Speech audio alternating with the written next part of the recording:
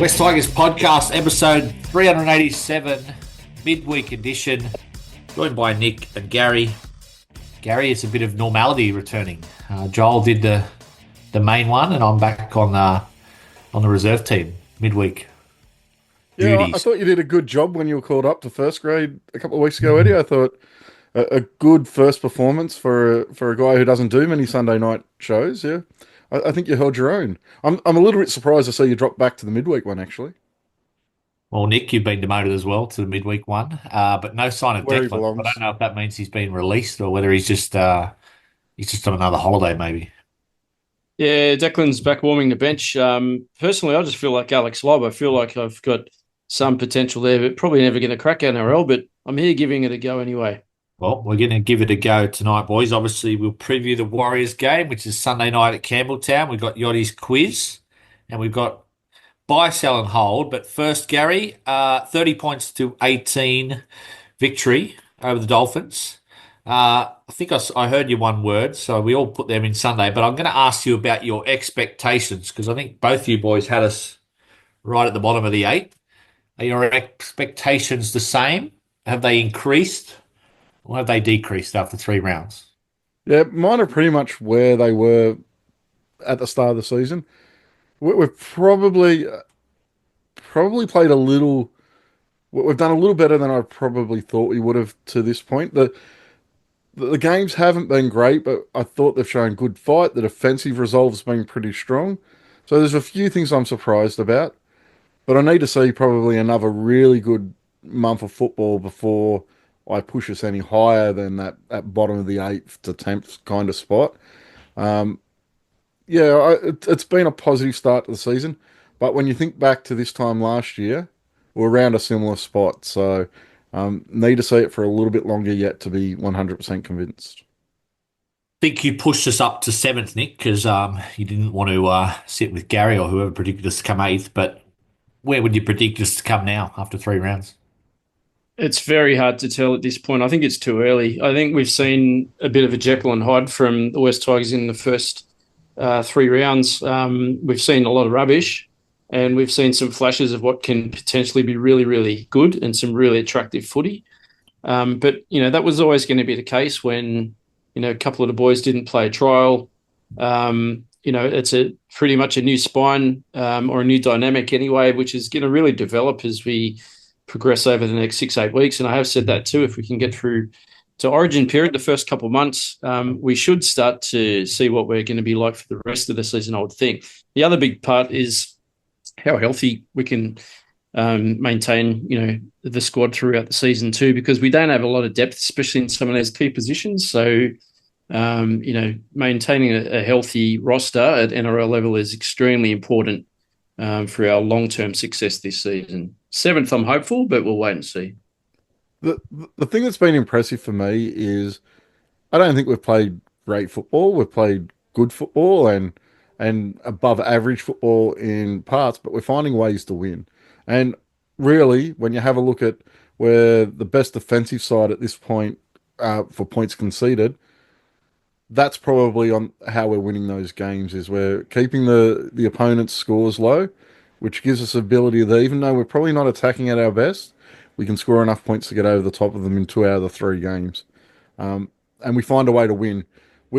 Outside of that Newcastle game was probably there to win, but we didn't put ourselves in a position to win that at any point, in my opinion. So I don't know if you guys noticed, the big thing I noticed, especially in the first half, and probably because we were under the pump early and behind on the scoreboard, I noticed how quickly, when we had the ball in attack, when we were tackled, how quickly the Dolphins rolled us over onto our back and held us down and won the wrestle. And I know that we've pointed out that our play to balls have been a bit slow the first few rounds, but that's just something that really stood out to me, on the weekend against the Dolphins, was how even Big Royce Hunt, when he came on, how quickly in a tackle he would be thrown onto his back by 2 or 3 Dolphins players and held down. And just that fact of being, or that point of being on your back, takes that split second longer to roll over to, face the right way to play the ball. That's got to have a huge part to it. I did watch some of the highlights a couple of times, and I did notice that we were still being rolled over in the second half too, but I think we started to click a little bit more, and I think the Dolphins were starting to tire. and our backs were looking a lot more dangerous and creating a lot more opportunities. But it's just one thing that I noticed. I thought we were getting dominated a bit. Get into some of the specifics of defense and attack in a minute, but just for me, Gary, big picture, uh, for a club that's coming off three wooden spoons, just the start of the season is crucial. So I think all of us probably would have said if you offered us two from three at the start of the year, Yeah. even though it was a favourable draw, you probably would have snapped someone's hand off if they offered us that. Yeah, I'm quite happy where we're sitting. I think it's important we win this weekend. I don't really want to be 2-4, but if we can get through this weekend and be 3 from 4, I think that's a really positive start to the year. So I think this weekend's game that we'll preview a little bit later in the show, I think that's really crucial to setting up our season to be, well, definitely better than what you thought it was going to be, Eddie, but at least up towards what some of us other guys predicted. Well, and so just a little dig at me there early, Nick. But the sad thing is, and I don't want to be negative, but I could go back to the corresponding podcast last year. We beat Parramatta on Easter Monday 17-16. We'd beaten Cronulla Sharks, who finished in the top four 32-6 at Leichhardt. We were 2 wins and 1 loss. And I'm sure if I replayed that podcast, would have been lots of positive things, and there's no way we're going to get the spoon. So I just want. I know we've got a lot better players, and that's the big positive for me is there's so much room to grow, but it is very long season, like you said, Nick, and I still think the squad. It's more a team at the moment. I worry about the squad as a whole. Yeah, I do. I think we've got a lot better dynamics in our team this year. Um, Team, but squad outside the 17, Nick. Do we have quality players or not? yeah, no, well, correct. That's where it thins out, and that's what I said before. That maintaining a healthy squad is going to be extremely important, or a healthy NRL top 17 is going to be extremely important to see how far we progress this season. But no, you're right. It does look a little bit scary. I think Jerome's already, even though Jerome hasn't really done a lot to break a game open or stand out like to look like a origin half at the moment. I still think he's showing enough to say that he's a lot more of an option than what we had last year in the halves. I think he looks a lot better with the ball in hand. And I know, I think Gary, you made a point, was it on the pod the other day? I think you and Steve were talking about when Jerome was showing and going a bit, and when he set up one of those tries in I think it was the second half, and you said, did it remind you of someone like Scott Prince? And that's exactly what I thought too. He's certainly got that flair in his game. So there's enough to get me excited to think that that there's enough potential in our top 17 to get us relatively deep. When I say deep, up towards mid-table, which I think would be a massive win for us this season. We've also got Latu Fainu sitting in the wings too, waiting for his chance. So not too worried about what may happen in the halves. I'm hoping Jerome doesn't get injured and he's there the entire season, but it does worry me a little bit that we're thin. The big difference between this time last year and now, for me, is if you look back at those games last year, to beat Cronulla and to beat Parramatta, we pretty much played to the best of the ability that the West Tigers could. They went out there and they're redlining it at pretty much 100% and getting the most out of the team that they could.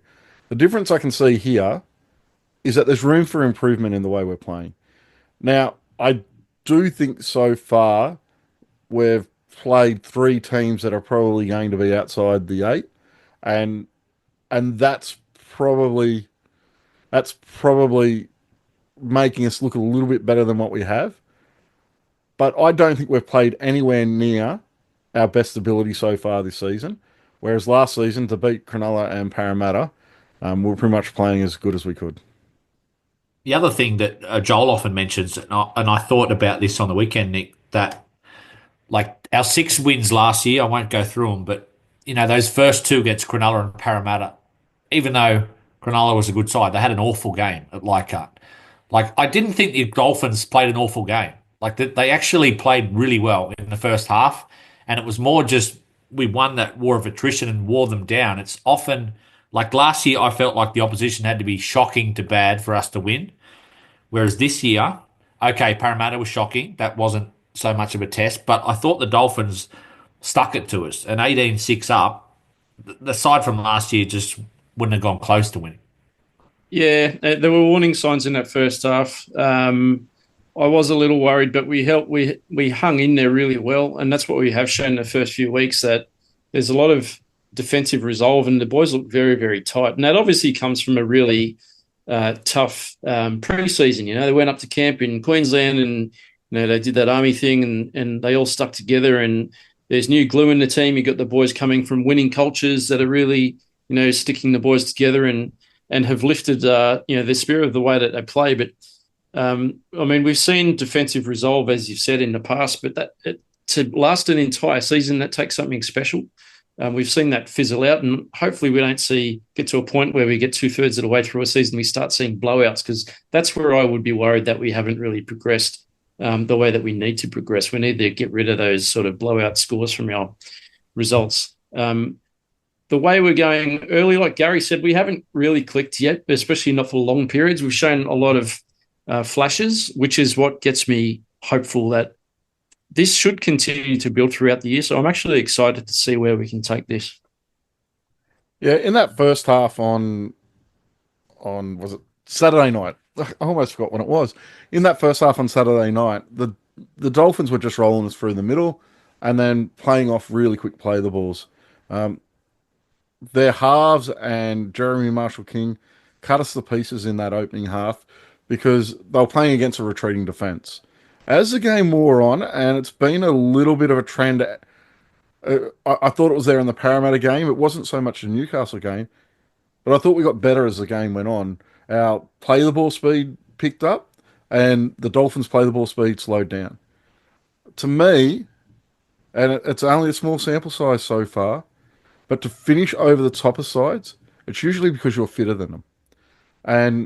And maybe all that talk about this being a really hard preseason and the training camp up in Queensland, maybe for once, all this being the toughest preseason ever wasn't just talk. Because I think there's a little bit of a trend coming that we're going to finish over the top of sides. And that's something you haven't seen from a West Tigers outfit in a long time. I think most of the complaints about the West Tigers over the last few years is that they haven't worked hard enough, they aren't fit enough, and they struggle in the back end of games. Hopefully, this is the start of that turning. But it's all this stuff we're talking about is an extremely small sample size at the moment, and we need to see it continue for the next month. I know every week's a test. The Warriors is going to be a test. Hopefully one that we should win, and hopefully we do win it. But the following week, we're coming up at Madge's Broncos, and we know what Madge is like. I'm sure he was ruthless throughout the preseason. So for me, that's going to be, I know we had a discussion in our chat yesterday. For me, that's kind of a benchmark, not to see if we can beat the Broncos. Obviously, there is that part, but to see how we can compete against a team that's touted as one of the premiership favourites, or definitely a top 4 team. So that, to me, is going to be a real indication of where we're at in terms of quality. And it's only early, it's only going to be around 5, but for me, that's going to be a very interesting one to watch and see how we compete. Little bit of data for you, Gary. You ready for some data? I call it data, Wow. but it's sort of gambling, but I'll call it This is, data tonight. so it's not just stuff that you've made up to kind of No, pass off but as like stats or what something. what gives me hope, and it shows, the bookies, they at certain points in every game, so the 3 games we've played plus this game, we've been the betting favourite, which didn't happen Yeah. once last year. I think we might have been against St George at Campbelltown, a very slight favourite before it reversed slightly at kickoff. The Knights game, we started about a 3-point underdog, but were favourites for about a week leading up to the game. The second game against Parramatta, we were fairly clear favourite. The game against the Dolphins, we opened right as a favourite, and that came reversed, and the Dolphins started as about a 3-point favourite. I know this is boring sort of stuff, but the Warriors, we've opened about a 4-point favourite. So it would have been, I would say, years since the Tigers have had 4 games, and yes, they are 4 games against possibly bottom 6 sides, that we have been at least 50-50 in the betting or a favourite. So that shows to me our roster is much more respected by neutrals across the game, people that set markets, people that don't set markets to lose. So that gives me some hope going forward. Um, Gary, defensively, you mentioned best in the game. Now, whether that stands up, I'd be very surprised, but there are some good signs there.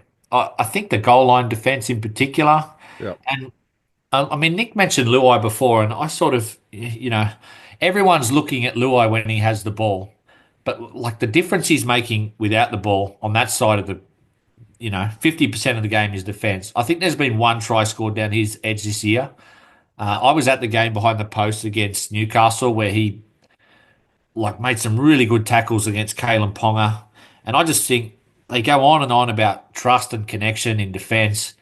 He's a really good edge defender, and we've had so many edge problems over the years. It's why we finish in the bottom few defensively most years. But I just think his value is probably undersold on the defensive side of the ball. Yeah, and it's not just technique, and it's just not positioning. He actually shows a lot of commitment. He's diving to tackles. He's working really hard in defence. They scored for him last week where he let a player on the outside of him, but I don't actually think that should have been awarded for a try. I thought it was a double movement because he actually, through effort, got back there and pulled the. Was it Nick? I can't remember who it was Nicarima. now. Yeah, It was Nicarima. Nicarima who went through. Yep. Pulled him down just before the line, and he almost stood up and took a second dive. I thought that should have been a double movement, and he did get beaten on that play, but he chased hard. He worked hard to make up for his mistake, and I think that's a little bit of a difference. Our missed tackle stats are quite high, but our scrambling defense has been quite good for the majority of games. I for the most part, our outside backs are making the right decisions. Even Adam Dewey, we discussed it on the pod on Sunday night. Even Adam Dewey, when he was shifted out onto the wing on Saturday night, he came in and he made a couple of really important tackles jamming inside. And I didn't expect to see those types of plays from him when he was out on the wing, but it shows that the defensive structures have been taught. Most of the times they're making breaks, it's through someone missing their assignment, but it looks like they know where they're supposed to be and the structures are there. So at this point, a big tick goes to John Morris. It's got to continue for the rest of the year, but the defensive structures seem to be holding up pretty well. But yeah, a guy like Jerome Luai makes all the difference out on the edge.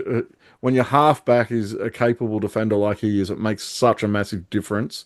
But then you've got guys like Terrell May in the middle, who's missed two tackles all year and must be up close to 200 tackles he's made. He's holding up the middle so well.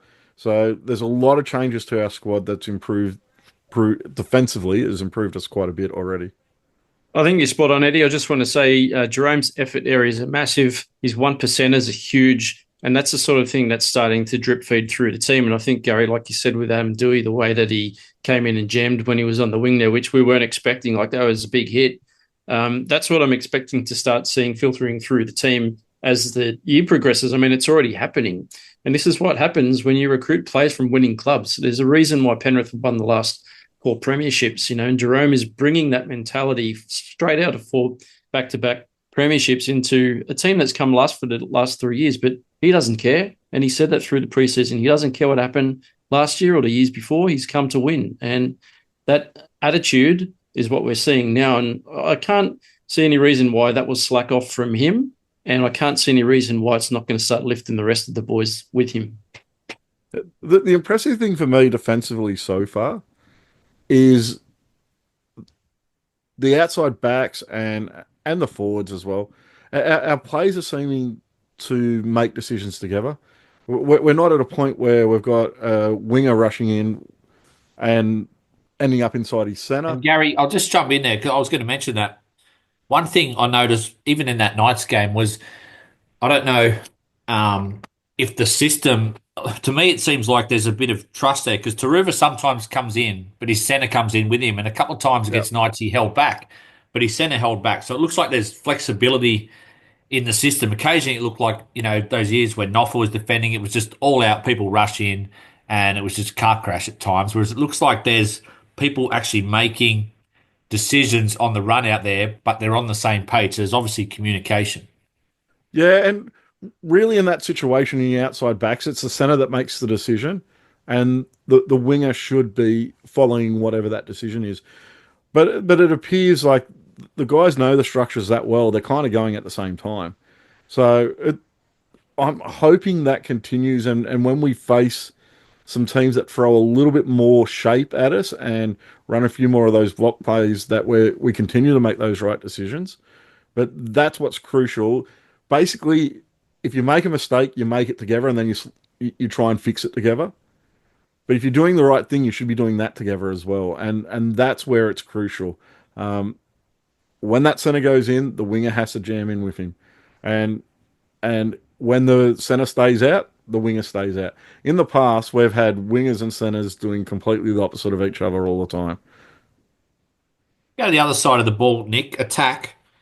I tend to agree with you guys. Even though we've scored 30 points the last two games, if you watch the full game, you think, geez, there's still a lot of work to do in the attack, which is encouraging. They're scoring 30. But I found it interesting that, to me, at least to my eye, I don't have all the stats to back this up, that Lockie Galvin's still the dominant um, ball handler. I think I Mm. saw a stat that said he had maybe 65 touches to 50 in the opposition half compared to Luai. And I reckon, just, if I was going to put a guess, I reckon it'd be similar in those first three games. Are you surprised by that? And do you think that's going to continue? Uh, yes and no. I'm not surprised that Lockie is touching the ball that many times because that's just the type of player he is. He's moving all over the field looking for the ball. Um, when I sit there and first watch the game without really trying to digest everything that's happening, I kind of pay more attention to what Jerome's doing. For me, he looks maybe a little bit, maybe not as frantic as Lockie. I think Lockie's just constantly looking for an opportunity to score points, whereas Jerome, to me, looks a little bit more settled in the play, maybe taking his time a little bit more, picking and choosing a bit more than what Lockie is at the moment. Um, I'm not sure if that'll balance out. I mean, Lockie's only 19. He's got a lot of development left and a lot of maturing left in his football career too. He's only a kid. He's only starting out. But I'm not really surprised by the numbers. I do think that regardless of how many times they touch the ball, I think Jerome's going to definitely be the senior half and the one that dictates our play. He and Appy, I think, really started to show that more this week than the previous week. And I think that'll continue to grow and develop too as we move forward. What about you, Gary? I sort of described it, I could be wrong, as I thought it was about, 60-40 in terms of Galvin maybe getting the ball. Do you think that mix is right? Or do you think as Luai grows into the system, it might become the other way, 60-40? Look, I don't know. I don't know that'll go the other way. I think Galvin's going to get touches because he works hard to get in position and he wants the ball constantly. So I think, and you heard Jerome say the other week, part of his job is to get Lockie ball in good position. Do you think I that think shows? Do you think that shows maturity from Jerome? Because everyone was saying, he wants to leave Penrith because he's sick of Cleary dominating the team and getting all the headlines. So I was sort of a little bit worried, thinking, oh, he's going to come in and try and do everything here, which doesn't appear like he is. no, well, and you look at that first game against the Knights, I think he underplayed his hand too much.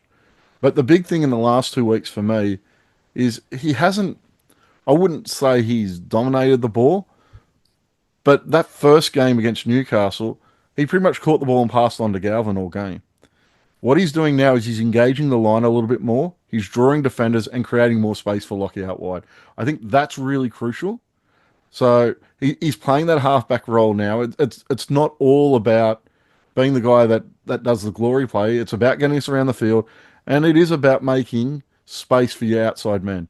It is holding up the defensive line and giving Lockie a chance to use the skill, use his size, use his support players to create space. And I think Jerome's doing a really good job of that at the moment. I think the first try that Nick mentioned earlier, where he did the show and go and then fed the ball out, I think he fed it out to Buller on that occasion. That's really mature halfback play, and I, I genuinely think there's It's not so much about being the the the man that sets everything up. I think there's a desire there to be the halfback that kind of gets the team around the park and creates the space for other players, and quite often that's the most important player. And it's not always the last pass that's the most important. Sometimes it's the pass that creates the space that's important. And I think he's doing a really good job of that at the moment.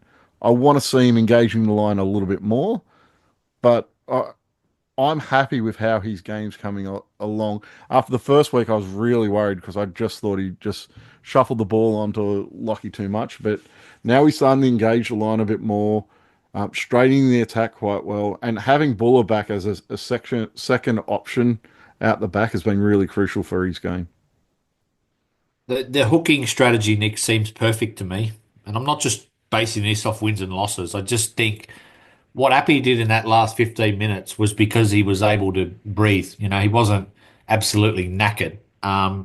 Obviously, De Silva's probably developed a bit more where Benji has a little bit more trust in him, but I just think it's the perfect strategy to play De Silva 10 minutes either side of half time when the opposition's a little tired, particularly when we're getting that ball. You saw him change that game a bit against Redcliffe on the weekend. Yeah, he's quick, isn't he? He's young, he's quick, and he is strong. He's looking stronger than he was last season. Yeah, Appy, we've discussed it on pods before. Appy needs to be rested regularly throughout the year to get him through, not just this year, but also through next year as well. But Talon will improve. His game will start developing nicely as well. The more he learns behind not just Appy, but with the combinations that he will have with Jerome this year. We did see that, and you're right. Talon's speed, especially out of the dummy half, and his ball service is really good. But that try that he scored just before halftime to get us back within 6 points was really clever. Like that was Robbie Farah-esque, that little dart from dummy half in the burrow over. Even the way when I was watching that back, he sort of had a quick dummy up to the left and then had his eyes only on the try line. But the way that he turned his right side to make sure that his shoulder hit the first defender around about the knees, like there was no way that they were going to get arms around him. And then it was just head down and burrow straight to the try line. But it's very clever play from Talon. Hopefully we can lock him up because we need a plan beyond Appy, and hopefully Talon's that kid that's going to be our next long-term number 9. But for me, that change on the weekend came at the perfect time, and it wasn't just about ensuring Appy had energy at the end of the game. It wasn't just about the impact Talon had when he came on. I thought Appy was really poor in that first half. Right? There was Bit off defensively, the there was a pace couple. against Parramatta as well, I thought. Yeah, and defensively, there was a few errors. The try where Saifiti went straight through between May and Appy. Appy turned his shoulders out. If you got a front rower coming through, you really do commit to them and then push off them and slide. And he didn't do that. Terrell was too slow coming across as well. So it was an error between both of them. But I thought he was a little bit off the pace. What I thought that break also allowed him to do, allowed him to reset, to reassess, maybe think about how that first half had went. And when he came back on, I thought he went to another level, and we saw what happened in the final 20 minutes. I thought he brought the side home really strongly. And we saw the Appy that we kind of saw last year. I think that break for him, either side of half time, is really crucial. Not just fitness wise, not just getting the best out of him, but allowing him to mentally reset as well. It's such a huge role playing in the middle of the game. And especially when you got a guy like Talon who can come on and have the impact he's had the last couple of weeks in games. Like Talon's really good at identifying a slow play the ball. Not a slow play, a fast play the ball and a marker's out of position and picking the right time to run. And coming on towards the end of the first half, it's perfect for that. Diving in at those knees on the last tackle, mind you, to score that try. It's something he's done all throughout his career. He's done it all throughout the juniors, targeting those players around the ruck. That final 10 to 15 minutes before half time is the perfect time to have him out on the field doing that. So, yeah, it's a great move. The timing of it was pretty good once again. I didn't think the timing of some of the other interchanges were quite as good this week, but that Appy and Talon change worked really well. Club was praised pretty consistently, Nick, for the recruitment drive. And to a man, they've all started the year pretty well. But is there anyone of the new signings that has really surprised you? Um, Maybe not surprised me, but uh, impressed me. So Taruba, like we saw how well he was finishing at the Panthers, finishing those backline movements, yeah, last season. But I didn't expect him to come in and start scoring as many tries as he had or has already. He looks like a try scoring freak. He knows how to find the line. You know, he's really impressed me. Skelton, I mean, he's a big boy. Hopefully, he's all right. He injured. Was it his hammy on the? He tweaked his hammy on the weekend. Where he had Has the been. eye too. Yeah. Yeah, he's been named this week, so hopefully he's fine. And we did see that with Buller last week as well, where he came off, with the ankle injury, but he was fine to play. So, but no, Skelton, I think, is exactly what we need coming back from, from especially those kick returns and even taking a hit up every now and then. He's such a big body, and what we have been lacking on the wing too. So those two boys on the wings have really impressed me. Yeah, not surprised, but yeah, just impressed me more than anything. I mean, Terrell May, you probably have to say he's. Maybe surprised everyone as a whole. We knew how That's good what he I was. expected.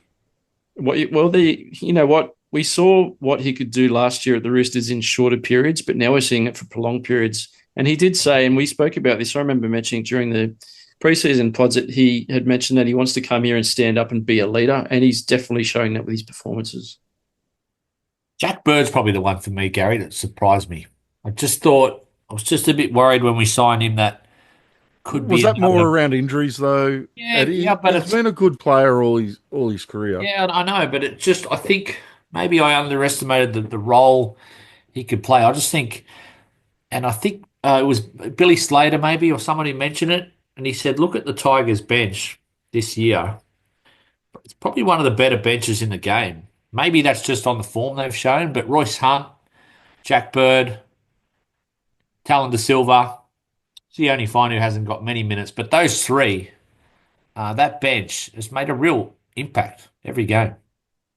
Yeah, I think I think I spoke about it a little bit last week. I think that first 20 minutes of games is a time where we've got to hang into the games. But once we hit that point where we're making the change for Hunt, we're making the change for Bird, our side goes to another level. We get a lot more go forward. Even the thing that has surprised me about Bird is playing in that lock role. I didn't think he was going to be a threat running the ball. I didn't think he was a guy that could really hit the line and keep driving. But he actually has fairly good leg drive and actually makes meters playing in that lock role. So I've been really impressed with that with him. But that change of Hunt and Bird coming on, usually are within a couple of minutes of each other, is turning games for us. And I think will continue to turn games because there's just so much impact coming from them. And then 5 minutes or so later, you have Talon De Silva come on, who can then really open a game up when you've got that better go forward, you've got that faster play the ball because you got Hunt absolutely busting the line and getting a decent play the ball, and then the guy after him's running against the retreating defensive line. It's just it's going to be key for us all year that 20-minute to 40-minute in games. I think that's when we can play our best football. Buy, sell, and hold. It's back, Nick. Got 7 questions tonight. I'll give you one hold, so might want to keep it up your sleeve till late. Question one. Benji Marshall should be extended as the head coach if we win 10 games or more this year. Buy, sell, or hold. Boy, with everything I've got, I'll even put Steve's house in Byron on it. How long 10 for? game. How long for? How long's he signed for? I think he's here till the end of 27 or something. Okay, well that's a fair while. Yep. Yeah, I'd So you're probably changing give. your mind now, Nick? No, well, I'll extend him, but yeah, how long do you go? So I'd probably maybe give him another couple of years, but 10 games. Hopefully, we can win a couple more than 10 and get us a bit closer to finals. But That's a significant turnaround. I want to see more of a turnaround, though. I really do want to see us scraping into that top eight this season. Injuries dependent, but I'd extend him. I'm just glad, Eddie. The question wasn't he should be sacked if we only win four. So I can see the positivity starting to come out in you. I 10 wins don't know what enough, the Gary, rest to re-sign him. 10. Look, I don't think I'd be rushing to re-sign him at 10 wins when he's still got 2 years to go in his contract. But I'm very positive if we're at 10 wins at the end of this season that he's got the club going in the right direction and and a good start to next year. Then you're looking at re-signing him. Then, I yeah, his contract's still got a couple of years to go, so I'm probably not re-signing him at that point. But it's a really positive thing if he can get us up to 10 wins. We're at two already, so only eight more to go to get to that point. Gary, my mate mentioned this to me during the game, and I sort of had to think about it. Uh, Most talented Tigers team since 2012, buy, sell, or hold. That's a hard one. I'm probably selling it when you had a team that had Tedesco, Moses, Luke Brooks, who had a lot of potential at the time in it. I think that was probably the most talented team. But I think this is, along with talent, is probably with the players we've brought in, the most committed and determined team to add to the talent that these guys have. So I'm selling that it's the most talented team, but I think it's a better team. Nick, DCE has already decided to go to the Roosters, buy, sell, or hold. Is that you're saying that he's not actually going to the Roosters? We're playing buy, sell, or hold. Like, I'd sell it. Going to sell that. You don't think I, it's a done deal? no, no. I think if he's going to go anywhere, I mean, I know he's been in Sydney for a long time, but I would have to Come think on, he's Nick. probably going Come on, Nick. north. you can't see a He's not Cooper Cronk leaving situation. Manly to go to bloody Gold Coast or Redcliffe. He's leaving Manly because I To win reckon a the comp. Roosters have said to him, "We'll give you 2 years. We'll pay you top dollar, and here's another 10 years of coaching or a job outside of football after that." It's like I just think there's too many signs. I don't want to bore you with the manager wars, but it's very interesting that his manager is also James Tedesco's manager, and he's Mm. also Reece Robson's manager, who is going to the Roosters next year. And apparently, this Joe Weeby or whatever, I think he was back involved in the Tigers back in the day, Gary, the Whisperer or Was he something the he's called. whisperer fella? Yeah. But he had a spectacular fallout with Isaac Moses, which ended in the Supreme Court. So Isaac Moses actually looks after Anthony Seibold. So I just think there's something going on here that you can't tell me DCE's just decided I'm leaving Manly on. He doesn't have something up his sleeve. Probably right. You're probably right. Oh, Because Probably he changing your backed mind also out again, quickly Nick. then, Gary. Yeah, you've mate. talked. He folds like an Alex Seyfarth hit up. Oh, that's I've hard. been bent over hard. So you think he was going back to Queensland, do you? I did, but you've talked me into. I think he's going to the Roosters, which is really annoying, right? Because bloody Roosters, how much money have they got? They've got endless amounts of money. What do you think? Where do you think he's going, Gary? I know it's not a DCE podcast, but I did think it was interesting given the situation with our halves as well. Yeah, Cooper Cronk Mark II, mate. Hmm. I think they're just bringing in a little bit of experience to help out. Especially they got young Walker there, who I think still needs a little bit of development. So I think they're just bringing in a little bit of a senior player for a couple of years.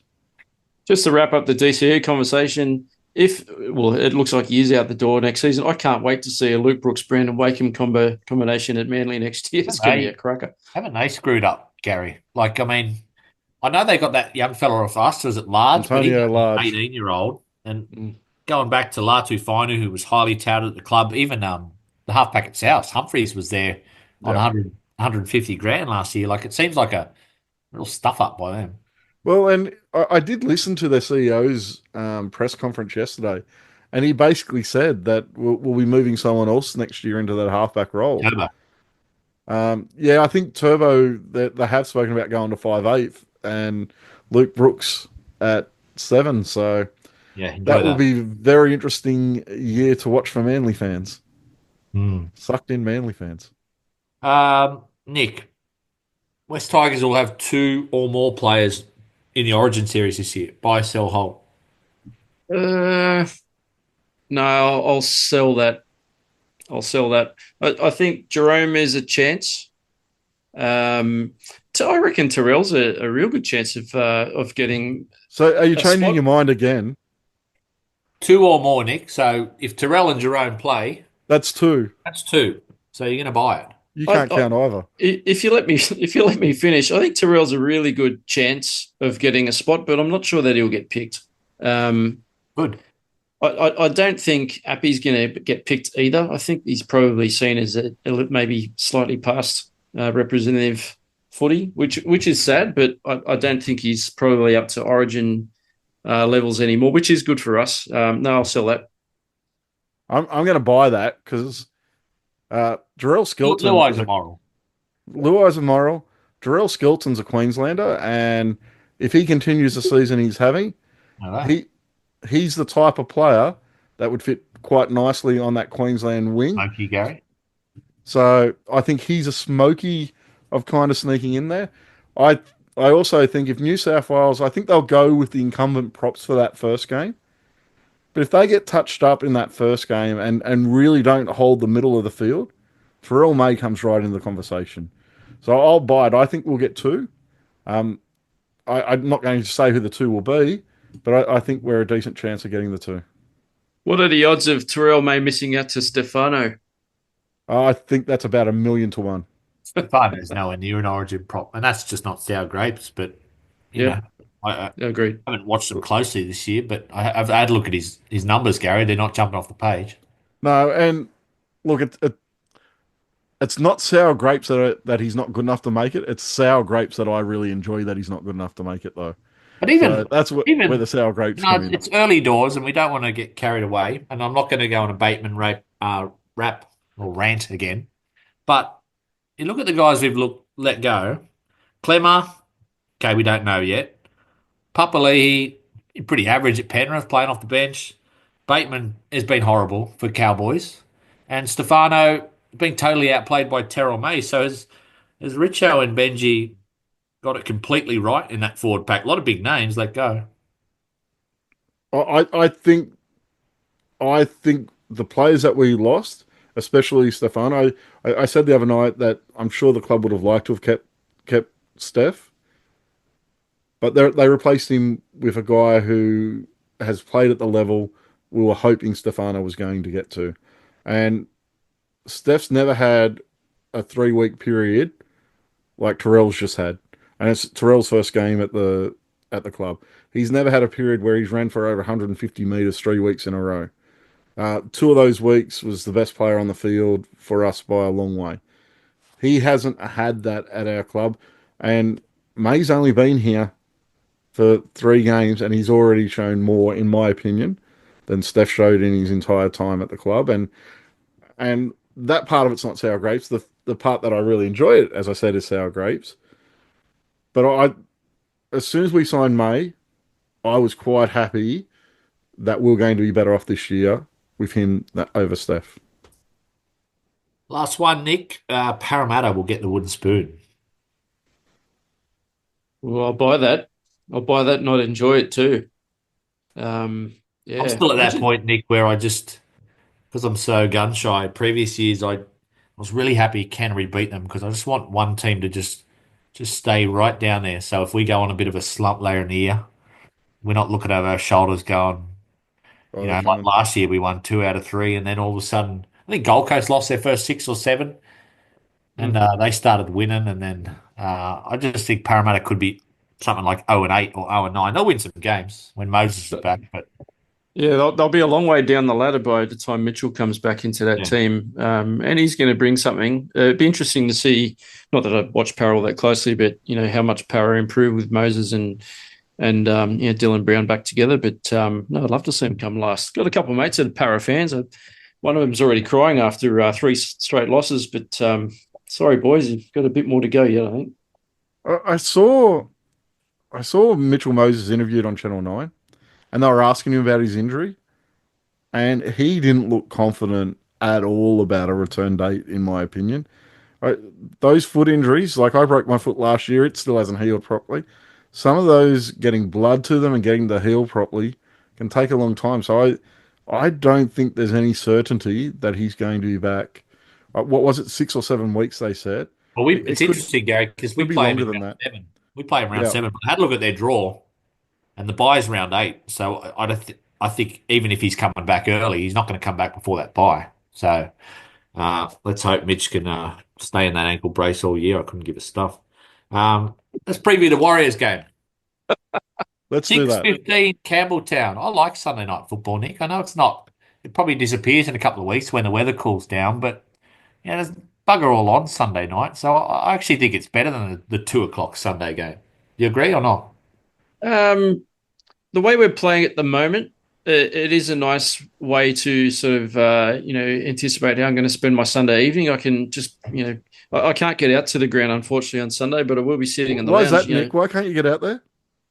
Golf grand final. It is to do with golf. I'm actually playing at the beautiful Riverside Oaks Golf Club up at Cat Eye, and I won't be back home till Is that quite late. So that's an away game, an away grand final. it's a neutral Neutral, right. grand final. Yeah, yeah. So Good North luck for that, Taramara mate. major. I thought I'd give you a plug.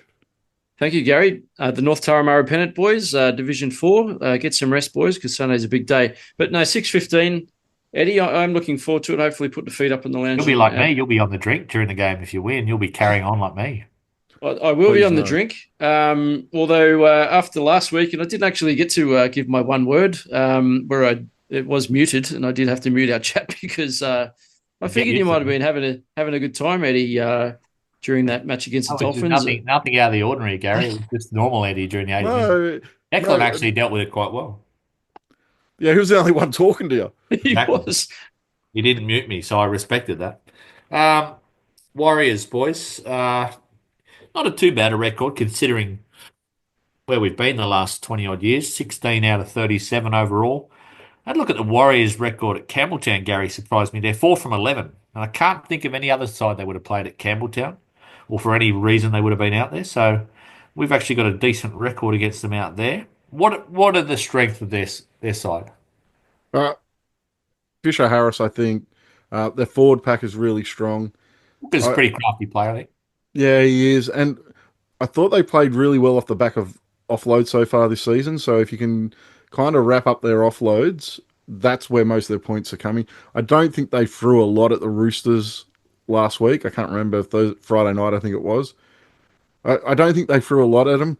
Their shape is a little bit slow and clunky, I thought. So I think if you can hold their forwards and stop the offloads, they're most dangerous off the back of an offload.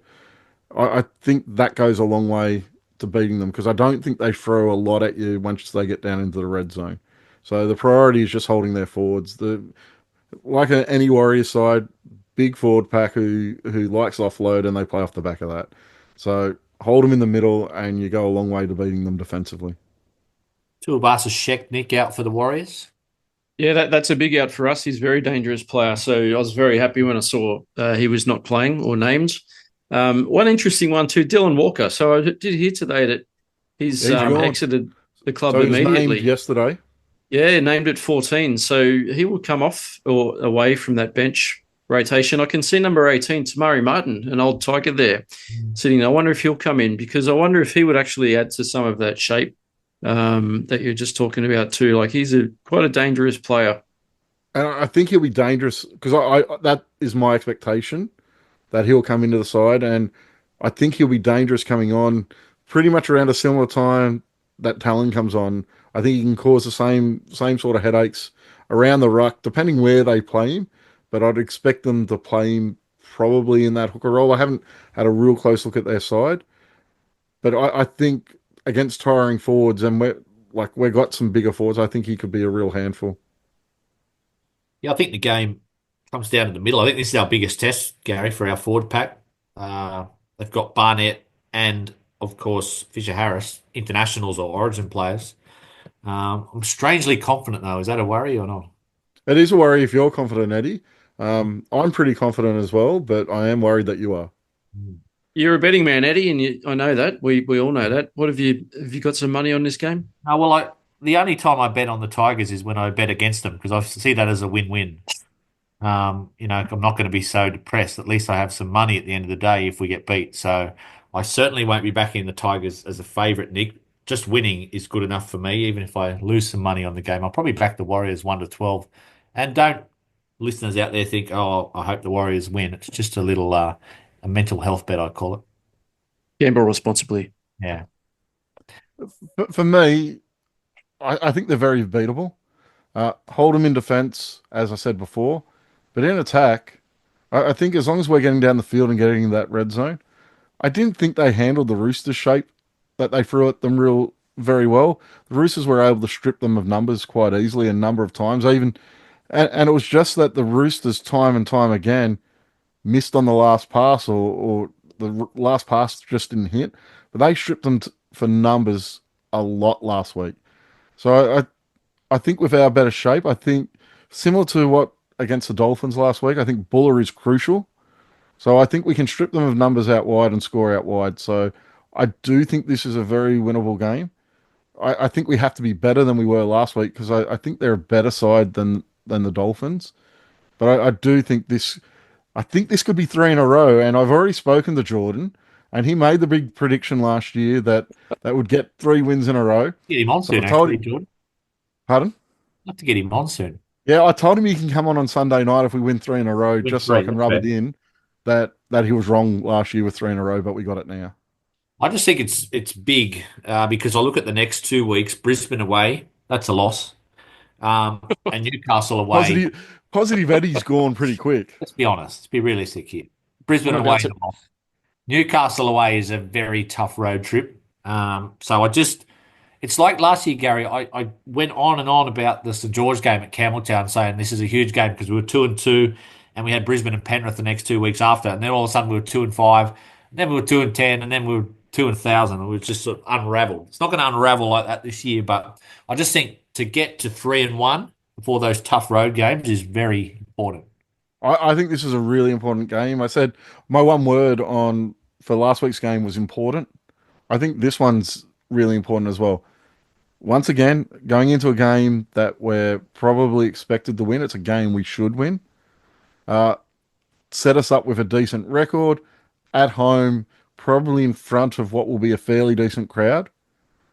We all know what the West Tigers has done in that situation in the last couple of years. We've Mm. shown up, expectations high, anticipations high, a buzzing crowd, and they've just bottled it completely, and it's been a really disappointing performance. We Definitely owe can't the have that Campbelltown happen. fans because the Yeah, Campbelltown support's been really good the last 18 months. and to show that we're starting to turn that corner, that can't happen this weekend. This has to be look. If we go out there and the Warriors play great and we play great, it's a nail-biter game, and they get over us at the end. Totally get that. But if we go out there and it's a limp, placid performance that we've seen from this side time and time again when expectation is high, then that takes us back 12 months. Like, it's really important to put a really strong foot forward this weekend and show that this club has changed, show that this footy team has changed, and convince the entire fan base of that.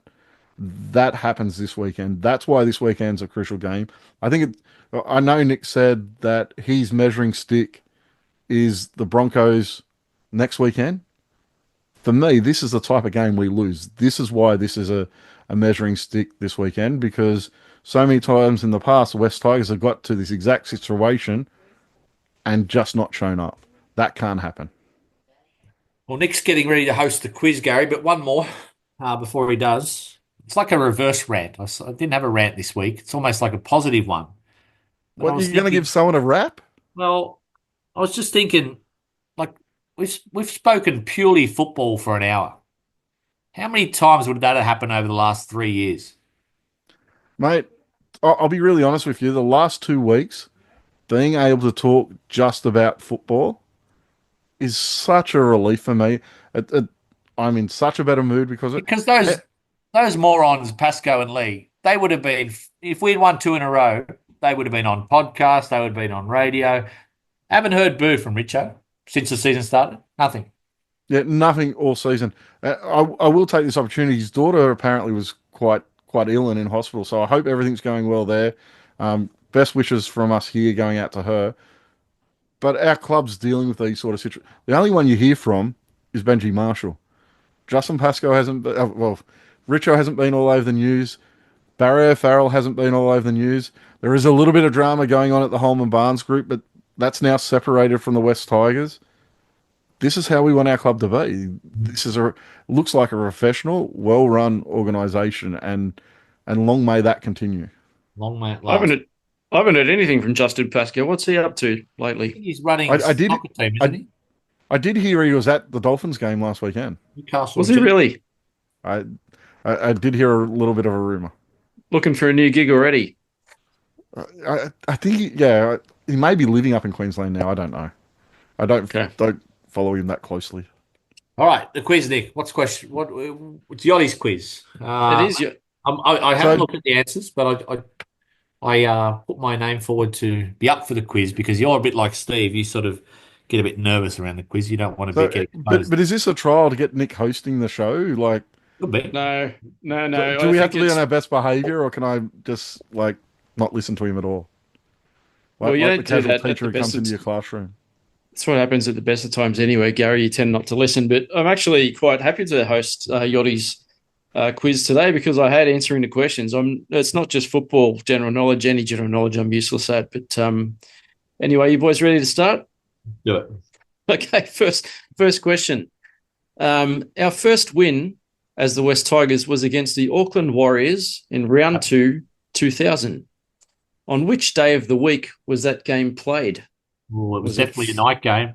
was it a I could even Friday? give you the score. I reckon it was 17-16 because I remember Owen Eddie, Craig didn't. that's not the question though. I don't care. I Would you was like? just We going don't off. care Do you about want the do you, score, Eddie. You don't get do a you want the point for multiple that. choice? Do you want the multiple choice answers before I'm you? getting, I'll let you yeah, give continue us though. it's multiple choice, is it? It's multiple choice. Yes. Well, it's Was it multiple choice Friday, anyway. Saturday, Sunday, or Monday? A, B, C, or D? Monday night. I'm going to say Saturday. Okay, so it was actually Monday, and we did win. Eddie 17-16. He got a very good memory, and Yachty's got down a note here. It was actually February 14, Valentine's Day. Now, That's why I Gary, would have been. That's why I didn't did see the game. you you didn't take a date to the game, Gary, that day? No, there would have been women lining up at my door. Long That time ago, I wouldn't have got 2000. to the game. 2000. With AVOs. Okay. Question 2 is true or false? The last time we defeated the Warriors was before COVID-19 at the same venue, day, and kickoff time as this weekend's fixture. Was that true or false? Uh, I'll go false. There'll be one of those things that isn't true. yeah, I'll go true just to go against Gary, Nick. Just to be different. Okay, well, Gary's correct. It's false. We last beat the Warriors in 2019 at Campbelltown on a Sunday, but at 6:10 as opposed to 6:15. You've read him like a book there, Gary. Mate, you just got to get into Yachty's mind No, and no. 5 minutes out. Scary place to be in Yachty's mind. Okay.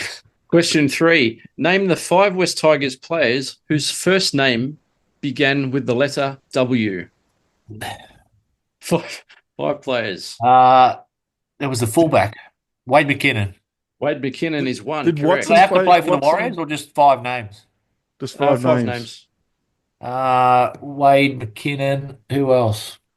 What's a W name, Gary? Watson. I can't remember his surname. Did he play first Watson grade? was there a Yeah. center or something? Yeah, There's no did he play Watson first in- grade? No. There's no Watson in the answers. Okay. There should be. There should be a Watson in every Any answer. obvious ones we're missing, Nick? Any big names? I'll give you a clue. Will, One of them, Will Smith. Yeah, I was going to say one of them is getting jiggy with it. That's Will Smith, There'd correct? have to be a couple of Wills in there. Will. There's a Willie. There's actually 2 Willies. Oh. Willie, but yeah. Willie One was a back rower from memory. Manu. Willie Manu, Willie- yeah. Yes, correct. There was another one. Yachty's got Lock. I do remember in the back row. Willie starting with an M. We just said Willie Manu, didn't we? Willie Mason. Different didn't one. play, did he? Willie. No. Let me give it to you. Willie Mataka. You remember that Never heard of name? him. Never heard of him. 2009, 2010. A couple of years there. Big Yachty's made that up. Never heard of him. And one guy I've never actually heard of, dating back to 2001. He was a hooker. and his first name was Warren. I remember Robert Mears was a hooker, but that's not Warren Mears. Could be his cousin, no. Warren who? Gary, any ideas? I thought the last person called Warren was Robert dead by Mears now. only starts with a W if you're Elmer Fudd. No. I was just doing a bit of Warriors connection there, Gary, for our fans out there. He played for the Warriors as well, Robert Mears, around that time as well, 2001. Who was Warren? The fifth one was Warren Carney. Oh, he was obviously. Any recollection of Warren Carney? No. Don't know what you're up to these days, Warren, but illustrious career at the West Tigers. He played 3 NRL games for the West Tigers, so good on you, Warren. Question 4. What was the crowd number for our infamous 2011 semi-final loss at the old Sydney Football Stadium? And it's the nearest to the pin. See, this is whoever goes first. And I'll give you a hint. There's a hint. The ground capacity back then was 41,159. 33,500. 33,501. It's 27,109. Oh, you got it, Eddie. Got it. Well done, Eddie. Yodi's got here, including Watty Homewood, the infamous streaker. I mean, in that night I was out there. That was the end of the West Tigers for about 15 years that night. Yeah, last finals football. Yeah. Wasn't that a great really couple of tough minutes? loss? The last couple of minutes of that game. It was that Christian Inu going up for a bomb with a minute to go, wasn't it? We dominated that game. It was more Benji and Robbie going down the blind side and remember that as rubbish kick. Yep. Nasty memories. All right, last question, boys. It's a who am I? I was born in Caringbah in 1974. My first 11 first grade games were all played in 3 different competitions, despite being at the same club. I made 134 appearances there and scored 16 tries. I represented City Origin in 2002. I made the move overseas to a Warriors named club and played in 14 games. I returned to Australia with the West Tigers and debuted against my very first club. I played 10 games for the joint venture, primarily in the second row. My last game in the NRL was a match that the West Tigers podcaster attended and suffered due to having Jason Moody in the try doubles. That's an odd one, that one. Yeah. Any ideas? Well, he's about 50 years old. He said he played for City and he was a forward. And he was born in Caringbah. And Born in played for Caringbah. I'll St. go for George. someone like Byron Smith. No, he was a Kiwi, wasn't he? How many games did he play for West Tigers? 10. 10. What's his initials? Nick Graham. No, Nick Graham is correct. It is. That's right. Really? Well done, Gary. He was Yes. he was a big flop at the West Tigers, wasn't he? Nick Graham. His last game for our West Tigers was a 50-0 loss at Cogra. Good way to go out. Yeah, wow. Nick Graham. Well done, Nick. You did a very professional job there. Seamless. Thank you, Eddie. Yeah, it was okay. I wouldn't quit your day job. I wasn't actually keeping tally of the answers there. I am I think planning I to won. be at the game, so we'll have to see what happens Sunday, Gary. It's be interesting to see if we can get a podcast up because Yeah, I think we'll I might be probably end home up till going. about 10 o'clock from Campbelltown, but Joel Yeah, might be I reckon we'll go Monday. Monday. Yeah, I think so. I think if we win, we do a special Sunday midnight edition. Well, especially Nick could get the double on Sunday, so Yeah. that could definitely be West Tigers podcast after dark. If All my right, golf thanks, boys, if my golf boys happen to win on Sunday, I'm not sure I'll be able to talk on Sunday night, but we'll work it out. Fair enough. All right, boys. Thank you.